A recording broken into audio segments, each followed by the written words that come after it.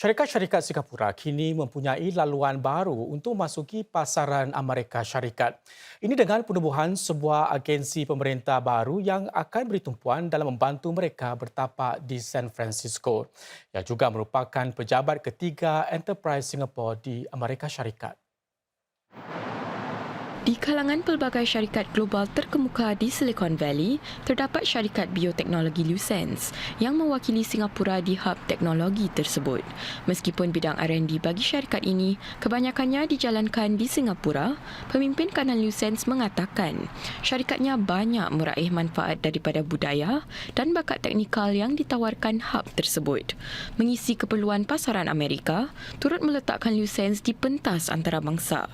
Singapura kini ingin membantu lebih banyak syarikat tempatan melakukan perkara yang serupa dengan melancarkan sebuah pejabat Enterprise Singapore baharu untuk membantu mereka bertapak dan membangun di sini. Selain syarikat teknologi, pejabat ini juga akan memberi tumpuan kepada sektor-sektor seperti pengilangan canggih, tenaga bersih serta bidang pengangkutan. Ini walaupun timbul keprihatinan berhubung kedudukan San Francisco sebagai hub utama teknologi dengan semakin banyak syarikat dan pelabur berpindah keluar ketika pandemik. Semasa merasmikan pejabat baharu ini, Perdana Menteri Lee Hsien Loong berkata, penting untuk melibatkan diri dengan negara-negara seperti Amerika Syarikat, meskipun dalam persekitaran global yang lebih rumit. But we are hopeful that despite these trends, America will maintain and even strengthen its relationship with Asia and the rest of the world.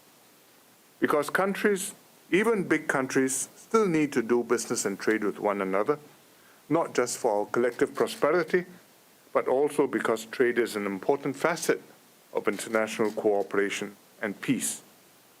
And for small economies like Singapore, small and open, we have no choice but to push ahead with doing business with the world.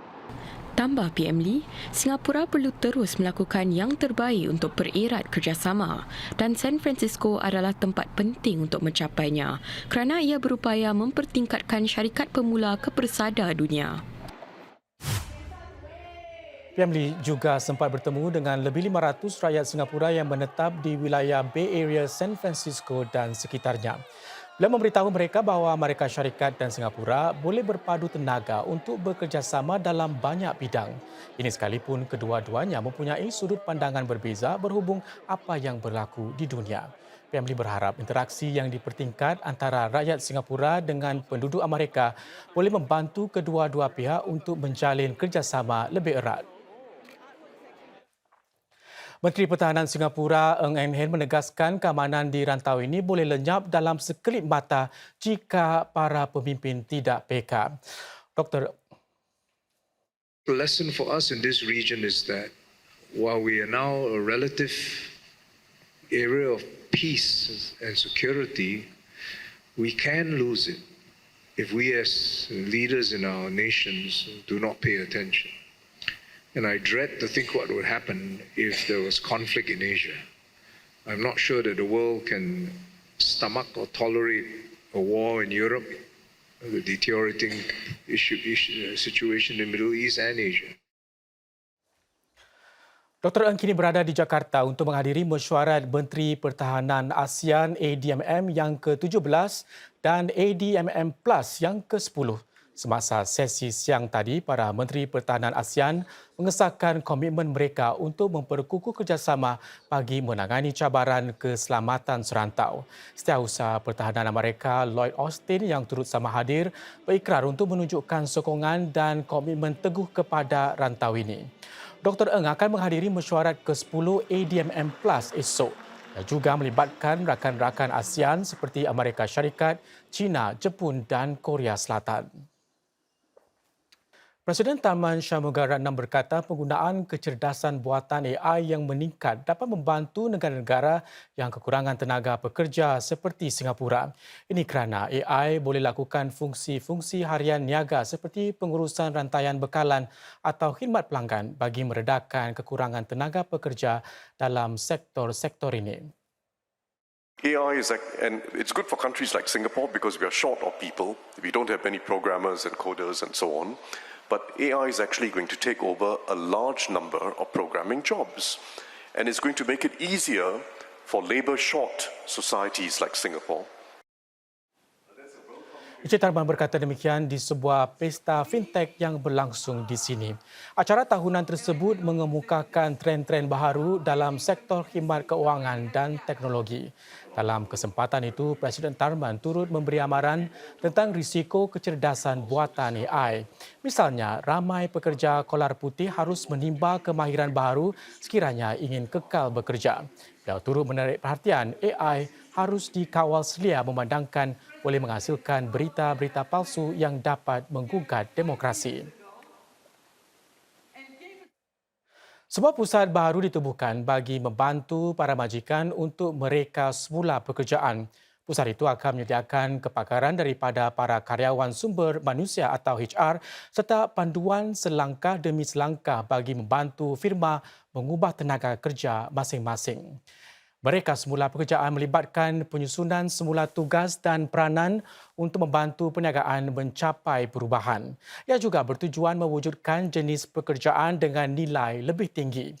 Di pelancaran Pusat Kecemerlangan Reka Semula Pekerjaan, lebih 20 persatuan perdagangan berikrar untuk menggalak syarikat kerabat agar menyertakan reka semula pekerjaan ke dalam amalan HR mereka. Di pelancaran pusat tersebut, Menteri Tenaga Manusia Dr. Tan See Leng turut mengumumkan pembentukan satu pakatan bertindak yang baharu.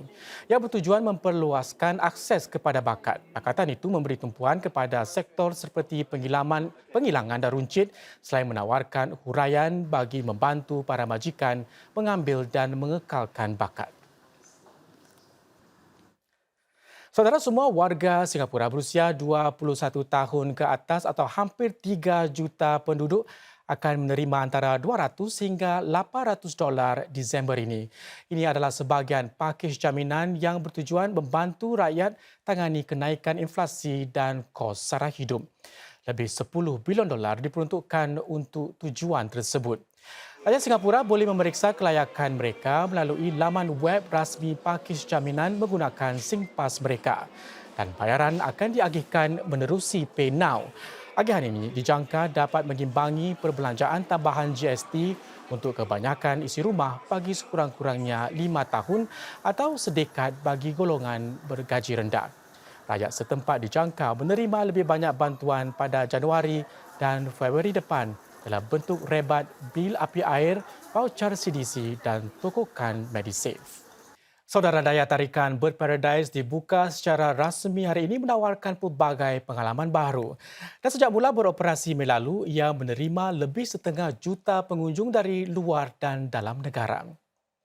Seluas 17 hektar, para pengunjung boleh meneroka 8 kawasan penempatan burung dengan setiap satu bertemakan habitat dan spesies burung yang berbeza. Selain itu, ia turut menawarkan pelbagai pengalaman yang lain daripada lain seperti glamping bersama burung penguin. Semasa merasmikan Bird Paradise yang tadi, Timbalan Perdana Menteri Lawrence Wong berkata, Singapura bukan sahaja berusaha untuk mewujudkan lebih banyak daya tarikan tetapi juga meningkatkan pengalaman pengunjung secara keseluruhan.